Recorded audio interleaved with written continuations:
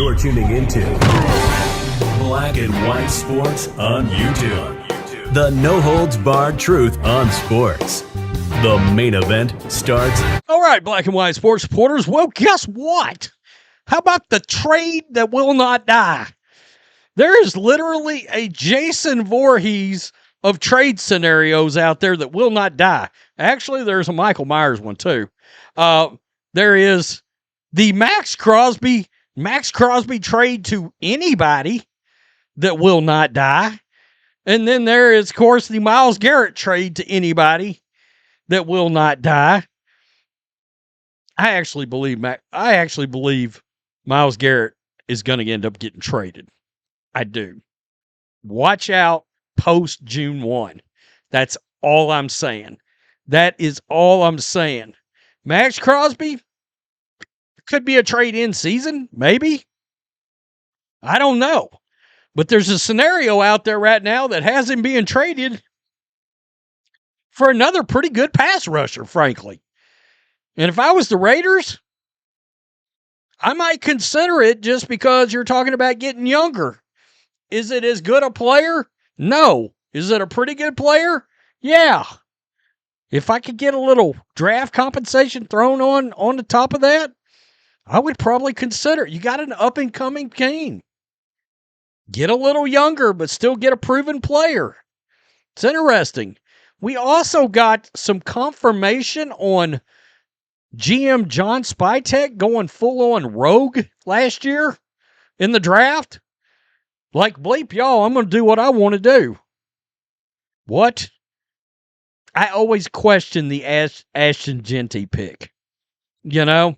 Not that I don't feel like the kid can play. It's just, was the team ready for him?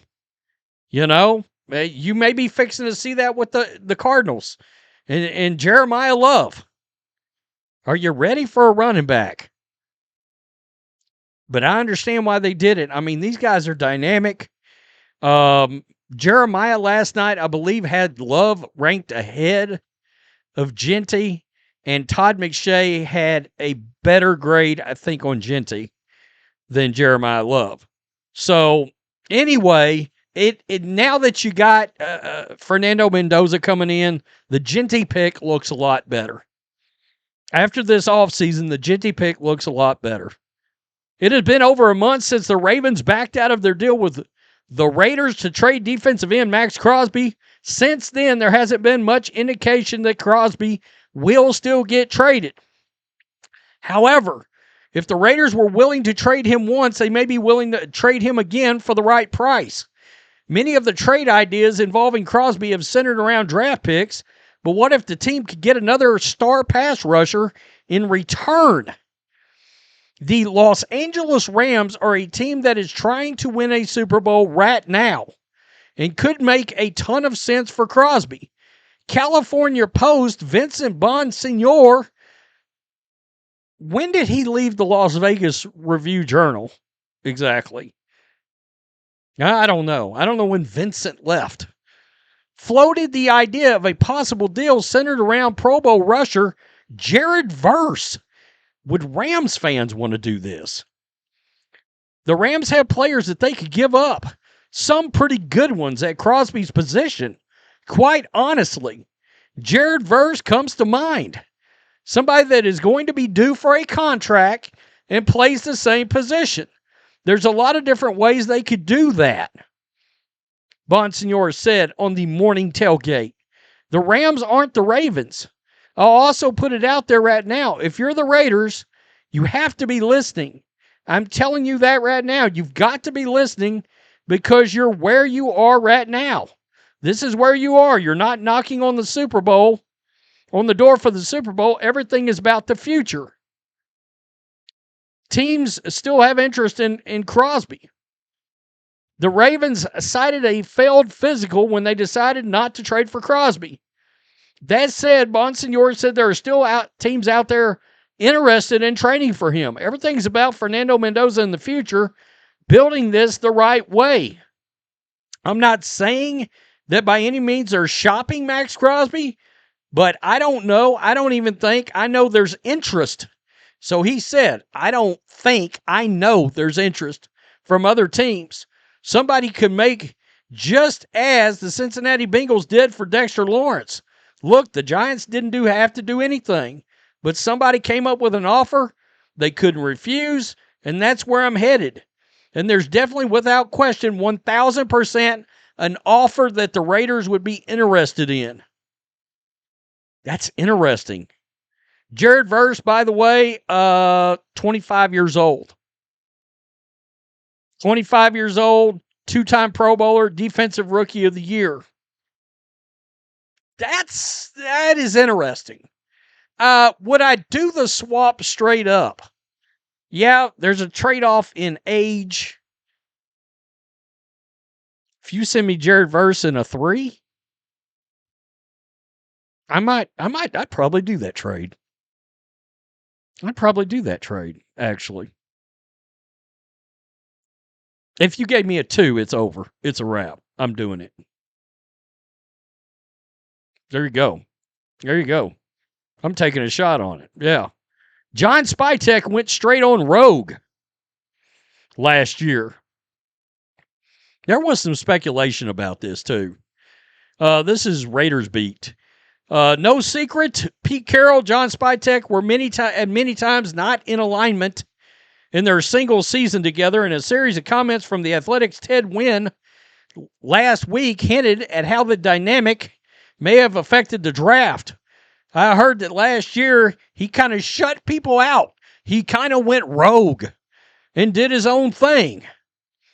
I think this year, having a whole year to work on the draft with people preparing and everything, whereas last year he was kind of hired and had to go into the draft right away, not knowing everybody around him, he hired Brian Stark, the assistant GM, who was part of the presser after the draft last year, so he knows who he's working with.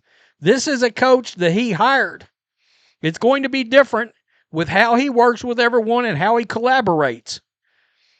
Sometimes reports and rumors like this don't fit the narrative coming out of the organization, but Spytek spoke with Adam Hill of the Las Vegas Review-Journal this week and seemed to confirm what Wim said.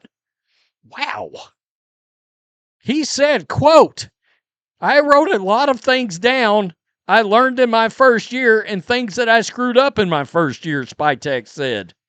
And we're not going to change too much, but we got some new faces in the draft room with us this year. Reading between the lines a little, it seemed obvious Spytek didn't have the people around him a year ago he wanted.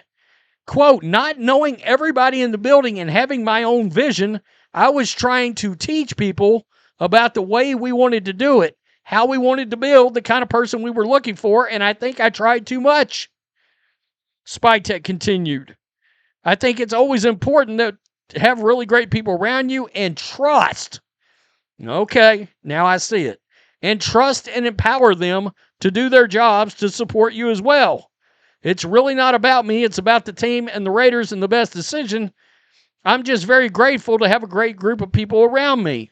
So the first thing that comes out of this is how much was Tom Brady involved with that? I still want to know. In December, league insider Tony Pauline talked about Spytek's role in his first year. Said Carroll wasn't the GM's first choice to be the team's head coach. According to sources, Spytek did not have much say in the hiring of Carroll. Pauline also said Ashton Genty pick didn't come from Spytek's corner of a building. Damn. That's crazy. Mason Graham was the name making its way around. By the way, he was a pretty good choice, to be honest. He was a good player for the Browns this year. The Raiders had no opportunity to draft Graham. He went 5th. That's right. That's crazy. Well, who would have been his backup plan? Could anybody tell me that? His backup plan to Mason Graham. If he didn't want Ashton Genty, there had to have been another player in mind. So I'd like to know that, frankly. Jared Verse straight up for Maxx Crosby. I bet there's Rams fans that wouldn't like that trade. Actually, I like Jared Verse a lot. I'd have to consider it. I don't know that I'd pull the trigger without a little extra tasty taste, a little extra pick action coming in. But if you threw me an extra pick, I don't know. The problem is Maxx Crosby feels like the Raiders. But by that logic, like I know there's Browns fans that don't want Myles Garrett gone. I'd have traded him last year. I'd trade him this year for this draft. If I could get I'd call up Dallas and be like, I want 12, 20, and a second from next year's draft. Myles Garrett would be a Dallas Cowboy.